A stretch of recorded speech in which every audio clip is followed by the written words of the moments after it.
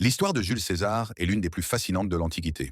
J'ai demandé à ChatGPT de nous éclairer sur cette figure légendaire. Voici notre conversation. Jules César naît en 100 avant Jésus-Christ, dans une Rome marquée par des crises politiques et sociales. Il se fait remarquer à l'âge de 25 ans lorsqu'il est capturé par des pirates. À ses ravisseurs, il déclare qu'ils ne comprennent pas leur chance. Il leur demande de doubler la rançon réclamée, mais leur promet qu'une fois libéré, il reviendra pour les châtier.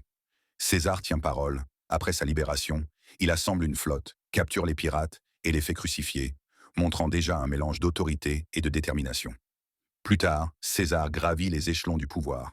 En 59 avant Jésus-Christ, il devient consul et forme, avec Pompée et Crassus, le premier triumvirat, une alliance politique destinée à dominer Rome. Mais c'est en Gaule, entre 58 et 50 avant Jésus-Christ, qu'il s'illustre comme un général exceptionnel. Ses victoires sont marquées par une phrase célèbre: Veni, vidi, vici. Je suis venu, j'ai vu, j'ai vaincu, exprimant la rapidité et la puissance de ses campagnes. Ses conquêtes renforcent sa popularité auprès du peuple et de son armée, mais inquiètent à Rome. En 50 avant Jésus-Christ, le Sénat, influencé par Pompée, exige que César renonce à son armée et revienne à Rome en simple citoyen.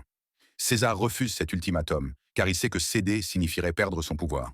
Il franchit alors le Rubicon, petite rivière marquant la frontière de l'Italie, puis déclare: Alea jacta est. Le sort en est jeté. Ce geste marque le début de la guerre civile. César pourchasse Pompée et remporte une victoire décisive à Pharsale en 48 avant Jésus-Christ. Pompée s'enfuit en Égypte, où il est assassiné.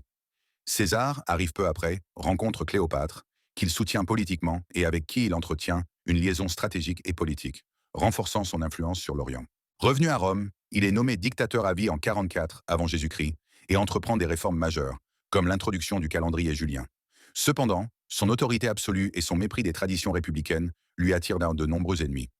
Le 15 mars 44 avant Jésus-Christ, César est poignardé au Sénat par un groupe de conspirateurs, parmi lesquels Brutus qu'il considérait comme son fils adoptif.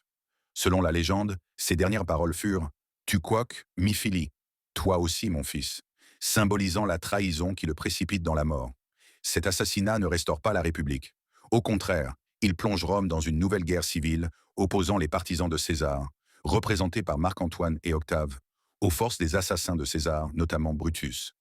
La victoire finale revient à Octave, futur Auguste, qui devient le premier empereur romain. En conclusion, Jules César est un symbole de génie militaire et politique, conquérant visionnaire et réformateur dont le destin tragique illustre les dangers de l'ambition et des luttes de pouvoir. Ses conquêtes, ses actes et ses paroles marquèrent l'histoire à jamais. Ce n'est pas moi, c'est l'IA qui le dit.